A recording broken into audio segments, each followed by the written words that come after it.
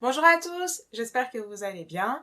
Je suis très contente de vous retrouver aujourd'hui pour vous parler d'un fruit très utilisé en assaisonnement dans différentes salades et plats, mais qui est aussi présent dans de nombreux desserts, le citron. Il est intéressant de savoir que le citron est originaire d'Asie, puis il a été cultivé dans les différentes régions du monde. C'est un fruit qui est riche en eau, il en contient à peu près 90%. Il est aussi riche en glucides, en fibres et en protéines. Comme vous devez très certainement le savoir, le citron est une véritable source de vitamine C. Il contient également des vitamines du groupe E et B. Les principaux oligoéléments et minéraux qui se trouvent au sein du citron sont le potassium, le phosphore, le sélénium, le calcium, le magnésium, le cuivre, le fer, le zinc, le manganèse et l'iode. Il est intéressant de savoir que le citron contient des substances actives appartenant au groupe des flavonoïdes. Ces substances ont des propriétés d'antioxydants. Elles permettent de lutter contre le vieillissement accéléré de nos cellules. Les flavonoïdes sont des antioxydants qui permettent de protéger nos cellules contre le phénomène d'oxydation provoqué par les radicaux libres. Si jamais vous souhaitez avoir plus d'informations sur le phénomène d'oxydation et les radicaux libres, je vous conseille de voir la vidéo sur les rides et les antirides où j'explique ce phénomène de manière très simplifiée. Je vais mettre le lien de cette vidéo dans la description de la vidéo que vous regardez actuellement.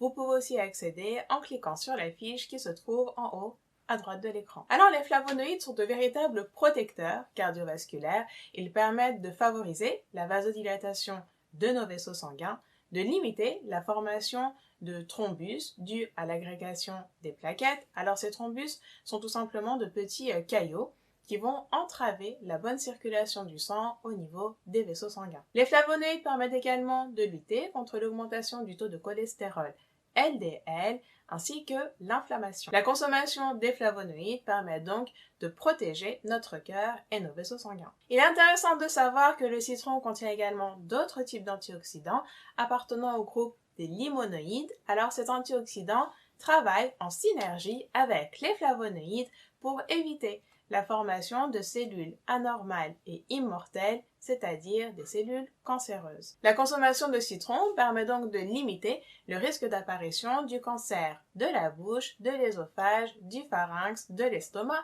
et du côlon. Il est intéressant de savoir que le citron contient au niveau de son écorce et au niveau de sa partie blanche une substance appelée pectine. Les pectines sont des fibres solubles qui facilitent la digestion et favorisent le transit intestinal.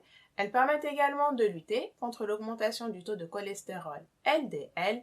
Ces fibres solubles jouent également le rôle de coupe-faim, c'est-à-dire qu'elles gonflent au niveau de l'estomac, ce qui provoque une sensation de satiété, c'est-à-dire que la personne ne ressent plus la sensation de faim et elle ne va donc pas manger, ce qui va réduire ses apports en calories. Il est intéressant de savoir que la vitamine C et les différentes protéines contenues dans le citron permettent de stimuler le système immunitaire. Par sa teneur en vitamine C, le citron permet de favoriser l'absorption du fer qui se trouve au niveau des différents végétaux. Je tiens à vous préciser que bien que le citron a un goût acide, il provoque une basification au sein de notre organisme. Il est donc très intéressant pour le bon équilibre acido-basique de notre corps. Lorsque nous consommons du citron, eh bien, les différents éléments qui se trouvent au sein de ce fruit s'associent à d'autres éléments qui se trouvent dans notre organisme pour former des molécules appelées bicarbonates qui provoquent une basification. Si vous souhaitez en savoir plus sur l'équilibre acido-basique, je vous conseille de visionner la vidéo que j'ai réalisée à ce sujet. Il faut savoir que cet équilibre est très important pour la bonne santé de notre organisme. Je vais mettre le lien de cette vidéo dans la description de la vidéo que vous regardez actuellement. Vous pouvez aussi accéder en cliquant sur la fiche qui se trouve en haut à droite de l'écran. La consommation importante de substances acides, comme par exemple les glucides, les viandes et les produits laitiers, vont favoriser le risque d'apparition de différents types de maladies au sein de notre organisme, comme par exemple le diabète de type 2, l'hypertension artérielle, l'insuffisance rénale ou l'ostéoporose. Il est donc très important de maintenir un bon équilibre acido-basique en limitant la consommation des produits acides et en privilégiant les produits qui ont un pH basique, comme par exemple les fruits et les légumes. Sachez également qu'un organisme trop acide s'expose à un risque d'inflammation chronique, c'est-à-dire une inflammation sur le long cours. Il est intéressant de savoir que la consommation régulière de citron et de son jus permet de limiter les symptômes provoqués par une hypertrophie bénigne de la prostate, c'est-à-dire une augmentation du volume de la prostate, comme par exemple l'incontinence urinaire. Alors un citron de taille moyenne contient environ 27 calories. Pour profiter de tous les bienfaits du citron et notamment de sa teneur en vitamine C, il est conseillé de le consommer frais et surtout de ne pas le chauffer car la vitamine C est très fragile, elle ne résiste pas à la chaleur et elle s'oxyde très rapidement. Alors si jamais vous avez pressé un citron pour consommer le jus, consommez-le très rapidement avant que la vitamine C ne se dégrade. Pour conserver les citrons de manière optimale, il est conseillé de les mettre dans un récipient clos et de les conserver au réfrigérateur. En ce qui concerne le jus de citron, je vous conseille de le faire vous-même. Il suffit de prendre des citrons et de les presser, de mettre le jus dans un récipient fermé et de le conserver au congélateur. J'attire votre attention sur le fait que le citron et son jus peuvent interagir avec différents traitements tels que les antiacides qui contiennent de l'aluminium. Le citron pourrait favoriser l'absorption de l'aluminium qui se trouve au niveau de ces traitements.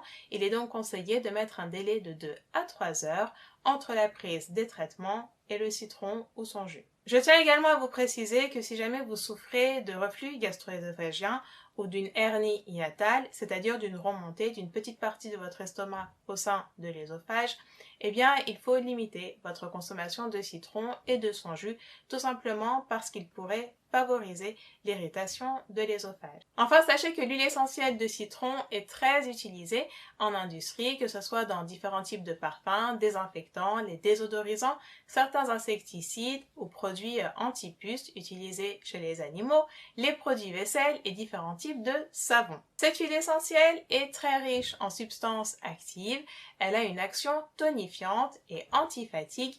Si jamais vous souhaitez en consommer, il suffit de mettre 1 à 2 gouttes de cette huile essentielle dans une cuillère à café de miel et de manger le tout. Pour finir, je tiens à vous préciser que le citron vert est coloré par la chlorophylle, tandis que le citron jaune est coloré par la bêta-cryptoxanthine qui est un caroténoïde. Au cours de la maturation du citron, la chlorophylle va peu à peu disparaître et laisser sa place à la bêta-cryptoxanthine, ce qui fait passer le citron d'une couleur verte à une couleur jaune. Ces deux types de citrons ont à peu près les mêmes bienfaits. J'en ai fini pour cette vidéo consacrée au citron. J'espère vraiment qu'elle vous aura bien informé par rapport à ce fruit très intéressant pour notre santé. Alors surtout, n'hésitez pas à liker la vidéo, partagez-la comme d'habitude pour informer tous vos proches et pour être au courant de toutes les vidéos que je poste. C'est très simple, il suffit de cliquer sur s'abonner, mais aussi sur la petite cloche qui se trouve juste à côté pour recevoir une petite alerte dès l'apparition d'une nouvelle vidéo. Enfin, pour vous amuser en testant vos connaissances avec des quiz santé de différents niveaux, mais aussi pour nous poser directement vos questions sur les sujets de santé qui vous préoccupent, téléchargez l'application PharmaQuiz. En installant l'application PharmaQuiz, vous pouvez tous les jours tester vos connaissances avec le quiz du jour. Sachez que cette version de l'application est totalement gratuite et que vous pouvez tester les autres versions de l'application de manière totalement gratuite pendant 14 jours. Sachez également que les abonnements sont vraiment très accessibles, donc n'hésitez pas à installer cette application que j'ai créée pour vous et surtout à me donner votre avis, car vous le savez, votre avis est essentiel pour moi. Je vous dis à très vite pour de nouvelles vidéos et d'ici là, bien évidemment, prenez soin de vous.